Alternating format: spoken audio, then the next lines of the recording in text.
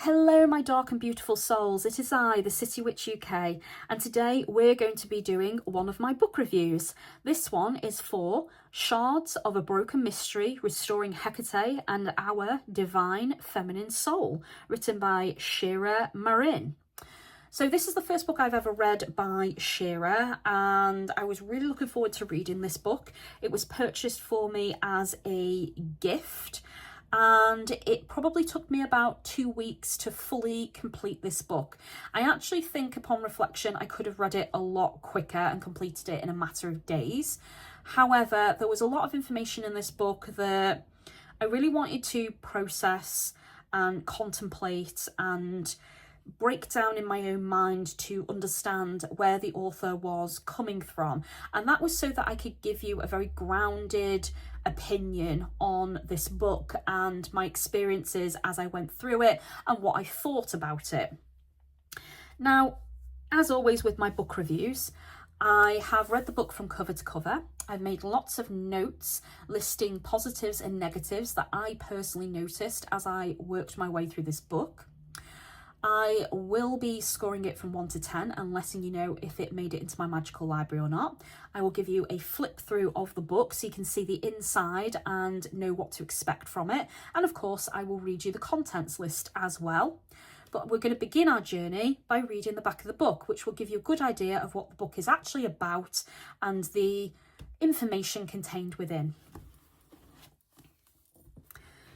Shards of a Broken Mystery, Restoring Hekate and Our Divine Feminine Soul records the real-time unfolding of the relationship between the author and a Titan Greek goddess Hekate, denigrated, discarded and all but forgotten during the rise of the patriarchy in millennia past. The work could be called a psychoactive memoir as page after page seeds and grows a sense of inner process.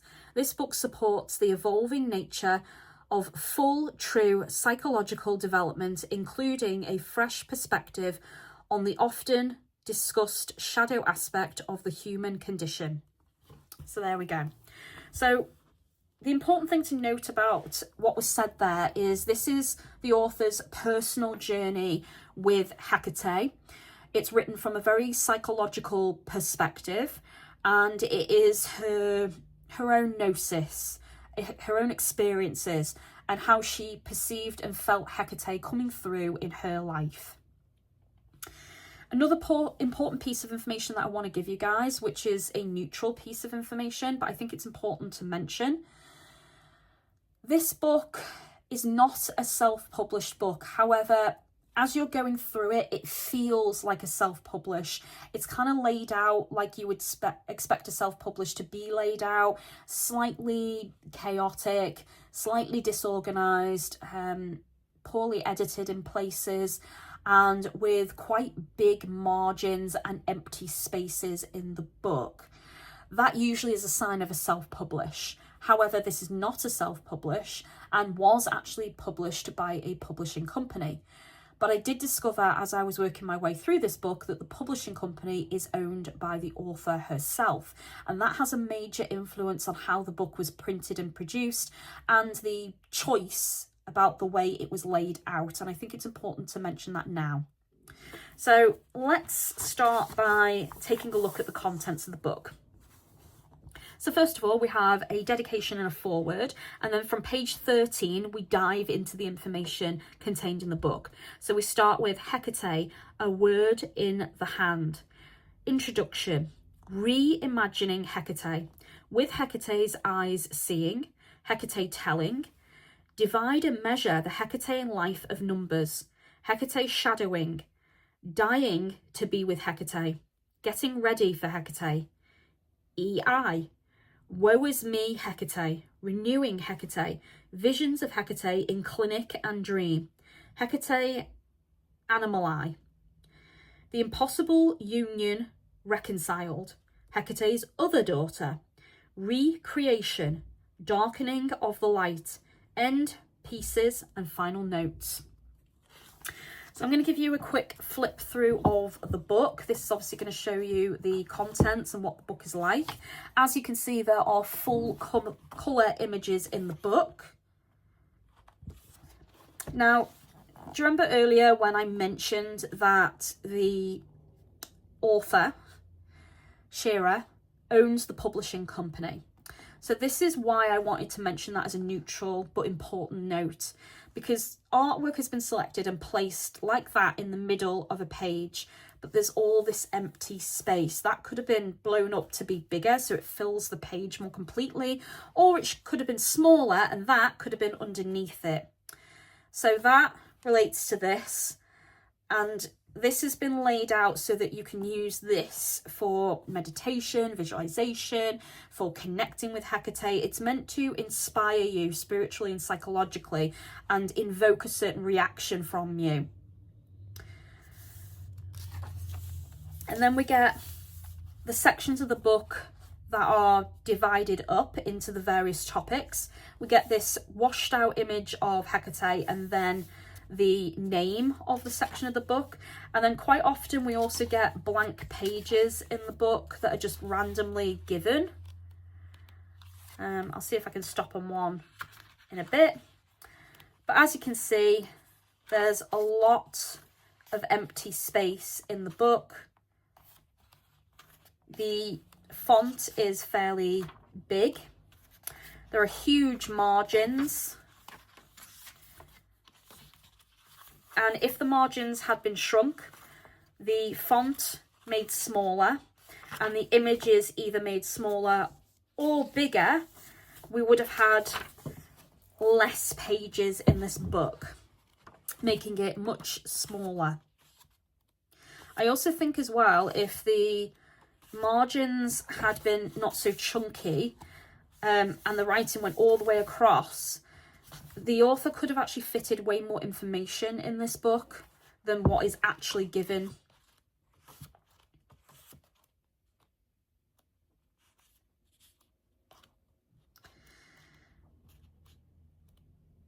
One of the thoughts I did have was potentially when you're seeing the pages laid out like this, is it could be a way to give you space so that you could write something. But the minute you do that, you obviously can't sell the book or gift it to anybody because you've written in it, you've damaged it technically. You could put sticky notes in, that is a possibility, or an insert of a sheet of paper. But again, you know, you may damage the book by doing that. So for me, this could have been moved up slightly and that could have been moved there, and then you would have had a whole page available for more information. So I don't particularly like the way the book is laid out.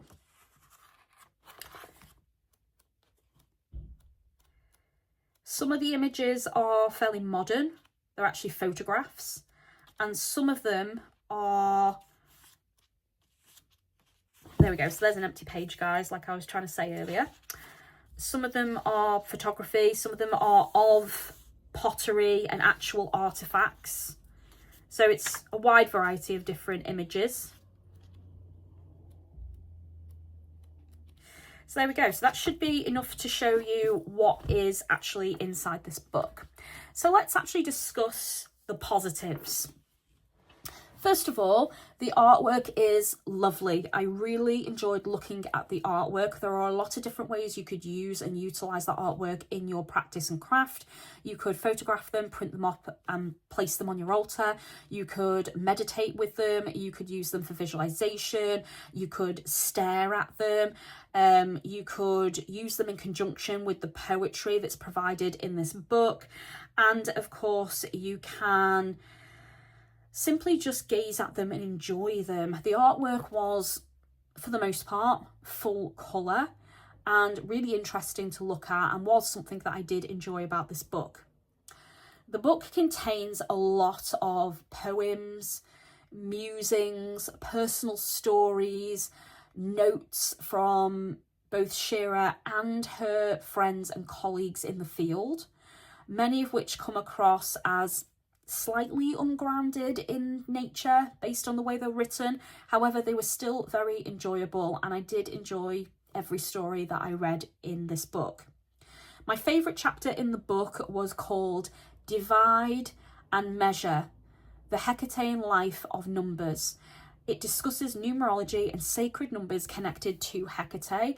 It was very well put together, offering excellent information, and was presented very well. It was probably the most grounded part of the book, and actually gave some resource material and insight into where she got those numbers from and why they're linked and connected to Hekate. And I could see her train of thought and her logic there, and that's why I said it was the most grounded part of the book, and for me the most enjoyable. Shira uses a lot of quotes in this book, and I do mean a lot, guys. And while there isn't nearly as much source material, in fact there's virtually no source material in this book, she does provide lists at the back. One list is crediting all the artists for the various different pieces of art you'll see in this book, and the other list tells you where she got all the quotes and references from, and who wrote them and what books or research material they were contained within. So if it was from a blog, she mentions the blog. If it's from a magazine, she mentioned the magazine. If it's from a book, she mentioned the title of the book and the date it was printed. So you are given a little bit of information in order to check what she's saying and to find where the quotes were from, but very little in the way of resource material and historical facts, which is something of a negative for me. So the positive is she does credit the artists and the quotes and where that information came from, but doesn't actually give you enough source material where you can reference and double check what she's saying. So you will have to go out of your way to research and fact check and cross-reference a lot of what's in this book. Now for the negatives. Although the artwork was extremely beautiful and enjoyable to look at, there was just far too much of it for me in this book. They take up entire pages, as you've seen, and sometimes don't even fill the entire page. And after counting them, because yes, I did that, there is 126 images in this book. And for me, that was just too many, and you didn't need all of that artwork in this book. As you've seen, there are entire pages that are blank, very wide margins, and the font is somewhat large and placed in the very centre of the page, leaving a lot of free space in this book. That could be deliberate to make notes, like I said, but for me, it just wasn't necessary and I didn't like it, and I would have preferred just more information, and easily in this book there could have been more space made for more information by just shrinking the font, getting rid of the wide margins, and actually laying the book out in a very different way. The book was poorly edited with a lot of spelling mistakes and errors and typos, and that was, if not every sentence, every couple of chapters, guys. And I can cope with a couple of mistakes because, you know, we're all human, you know, we miss things, we make mistakes. But this was just on a whole other level. There was just so many mistakes that I just lost count. It frustrated me, it irritated me. And hey, I'm not the best speller in the world, but I can spot a mistake. I can spot a typo. There was words where the first letter had been missed off, or an entire word had been missed out of a sentence. And it was just very peculiar and strange. It's almost like it wasn't proofread at all. And for me, that is a major negative. So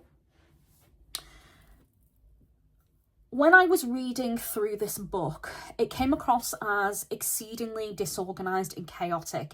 I think that was somewhat deliberate because, as the author has already told us on the back of the book, this is their personal journey and experiences, and partly it's psychological as well. So the book is written and feels very much like a journal of someone's incoherent thoughts and musings, rather than a well thought out, put together book on the topic of Hekate. So I think that's important to note, and personally I didn't enjoy that, which is why I consider it a negative. There was just too much inconsistency. It was just very chaotic, disorganized, ungrounded, and just often felt like somebody rambling on, and in places came across as a little bit crazy or unhinged as well, like they needed to just slow down, calm down, think about what they're saying and take a breath. So that for me, I just couldn't get along with that writing style, and I just didn't enjoy it. I also noticed as I progressed through the book a lot of misinformation, such as discussions on animals that Shira claims are connected to Hekate, which a lot of the animals, there is no historical or mythological basis for that information at all. So some of the animals mentioned that are very incorrect and definitely do not have any connections to Hekate were rabbits, swans, ravens, and various other birds, and apparently all types of cats. Now, Hekate has no connection to birds whatsoever. There is nothing in her mythology that connects her to birds. That is completely incorrect information. Hecate's only connection to cats is the lion, no other type of cat, and I have no idea where rabbits and swans came from. That's completely random, and I've never seen that before. And just to give you some background on me, guys, for those of you who don't know, I'm a priestess of Hekate. I have been devoted to Hekate for over 23 years now. I have a temple in my garden built to her. I'm very well read on her as a deity, and she is my sacred goddess. You know, I work very closely with her. She's very important and sacred to me in my practice. And these days, it's very difficult for me to read a book about her where I don't learn anything new. But when something like rabbits and swans just suddenly pops up, I'm, you know, ding, ding, ding, you know, what's that about? So I have to go and research it and double check and go, where's that come from? Is that new? Have we discovered now suddenly there's a connection to rabbits and swans that I don't know about? So I went down the rabbit hole, for lack of a better term, to research rabbits and swans, and I couldn't find a single factual information that connects Hekate at all to those animals. So again, just misinformation, poorly researched with no basis in fact whatsoever.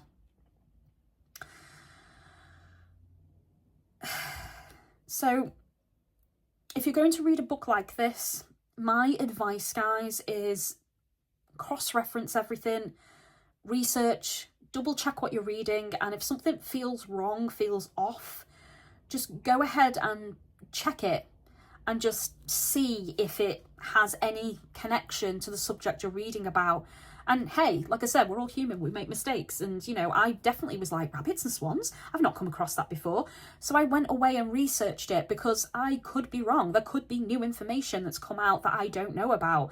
However, in this instance, I was very much correct, and there is no connection to rabbits and swans or birds of any kind. Because of that, it felt like Shira was just making it up as she went along. There was also misinformation about connections with Hekate to other deities. There was talk about the Virgin Mary, Black Madonna, and other random deities throughout this book. And quite often when the information was presented, it was almost like Hekate is the Virgin Mary and is Black Madonna. And I actually found that quite insulting.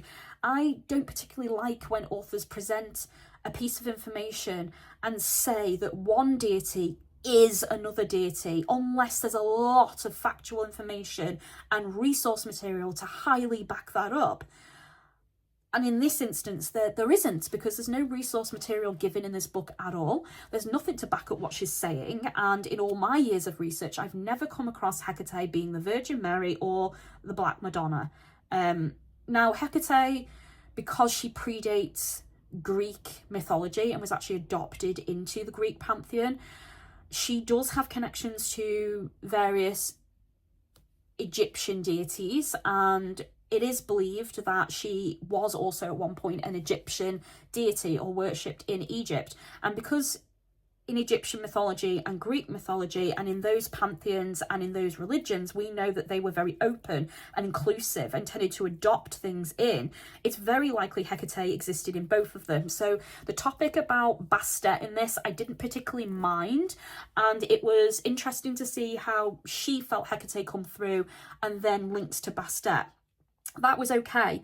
But if you're going to tell me that she's connected to the Virgin Mary, give me facts and information about that. Tell me where you got that from so I can check that and actually back up your findings and your thoughts and your musings with something. So that for me was very much a red flag, a big negative, and I don't like the spread of misinformation, and there was a lot of that in this book. So my advice if you read this is definitely fact check everything. A random bit of information was after Shira discusses Hecate's links to dogs and cats, she randomly decides to tell you that dogs and cats share a genetic ancestor, which, by the way, is true. However, she tells you it's the meerkat, and it's not.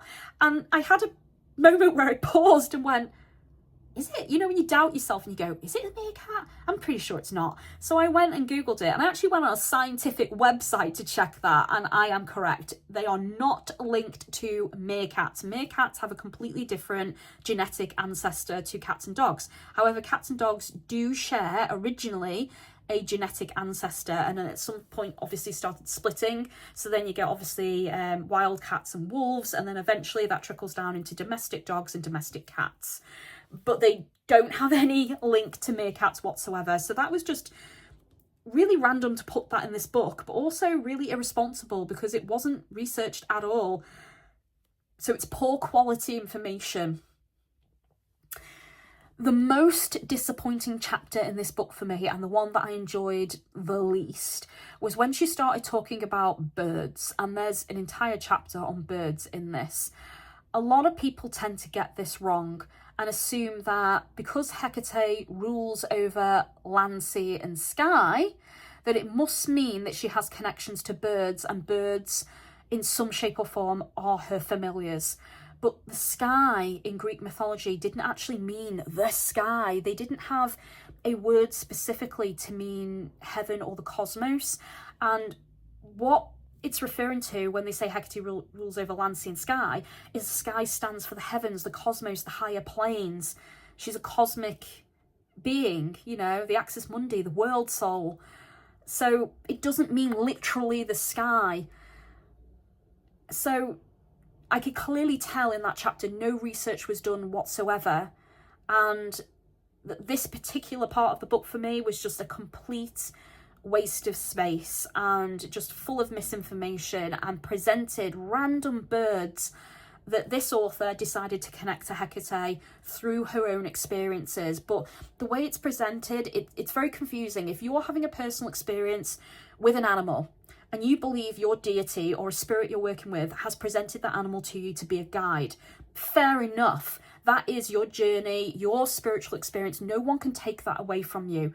But make sure you clearly outline that that is your personal experience, your UPG, your gnosis. So it's not rooted in fact, and don't present it as fact, because then a novice is going to read this and go, Hekate has swans, Hekate has ravens, and she doesn't. And while you personally might connect her to a swan, and that might be an animal you've worked with alongside her, great, fantastic. But like I said, it just confuses beginners. It confuses people that have never read about Hekate before because they don't know how to tell the difference yet. And, you know, let's face it, a lot of people don't do research. They're not like me, where they fact check everything and throw themselves into research. There are a lot of people out there that will just read it and take it as, you know, gospel, and it's not. So that chapter for me was just very disappointing and annoying and irritating, and I could just absolutely tell there was no research. For this entire book, I don't feel that Shira did nearly enough research. And the book is very much rooted in only looking at Hekate in Greek mythology. It doesn't go beyond that. And we know Hekate was adopted into the Greek pantheon and is actually far older than the Greeks that speak about her and the stories we have about her. So there's no discussion on Hecate's true origins, how old she truly is, how far back she actually goes. And this book, bear in mind, was written in 2017. So we actually have way more information about Hekate now. More's come to light. We've actually unearthed a massive temple to her that we didn't know about. And more information has come to light because of that amazing find. So I can forgive a little bit, you know, based on the date this book is written, but I can tell that no research was done beyond looking at the Greek religion and pantheon. So this only looks at Hekate from the Greek perspective with a little bit of Egyptian mythology in there with the talk about Bastet. There is no practical work for a magical practitioner in this book. So if you're looking for a book that talks about spells and rituals, that offers you lots of different ways to work with Hekate spiritually, you're just not going to get it in this book. In fact, in this book, there is only one meditation given, but when I actually read over it and broke it down, it's not actually a meditation, it's more of a mantra.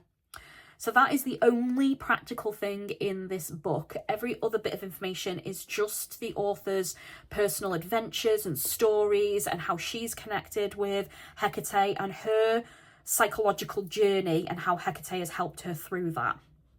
So it's not practical, it's not magical, and it's not something that you can really use for ritual and spell work. However, you can use some of the poems and artwork for meditation and visualization purposes.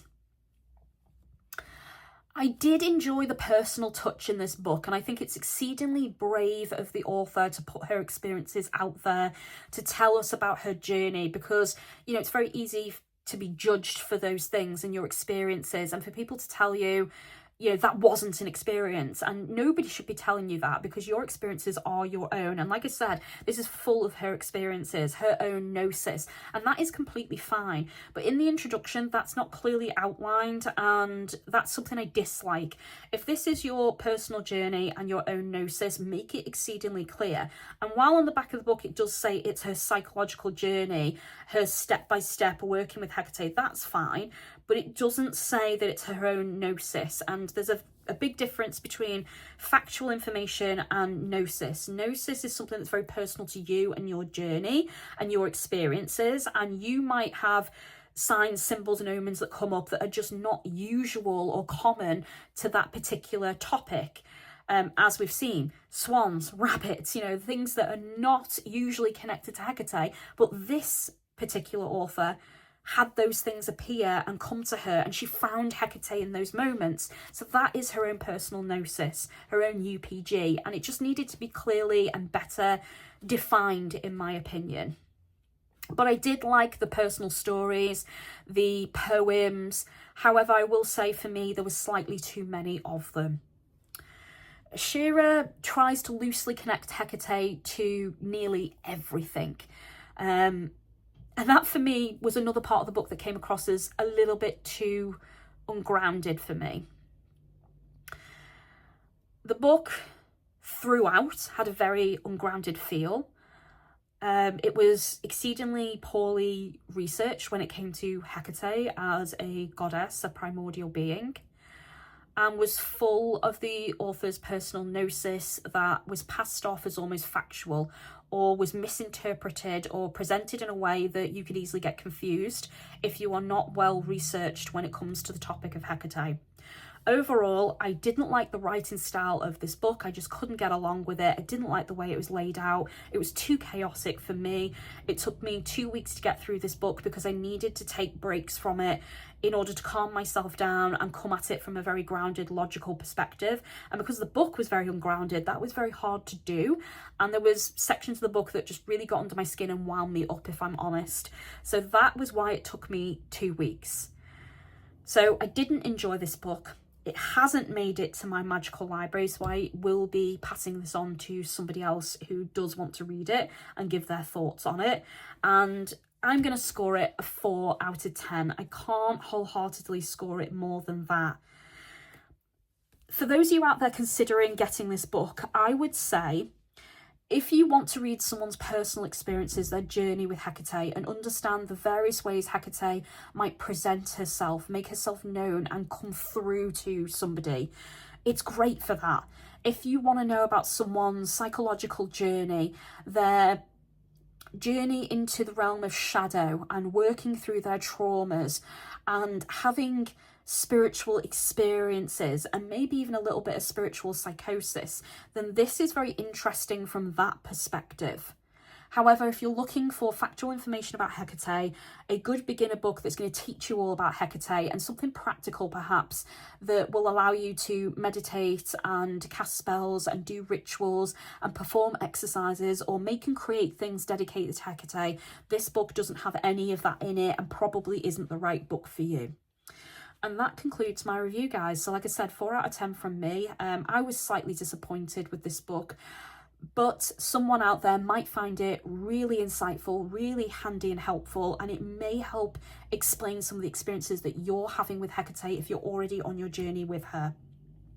With that being said, thank you so much for watching my review till the end. I do hope you enjoyed it. Please feel free to leave me any comments on my channel, and if you'd like to discuss anything in this book or ask me any questions, please go ahead. I check on a regular basis and I will always respond where I can.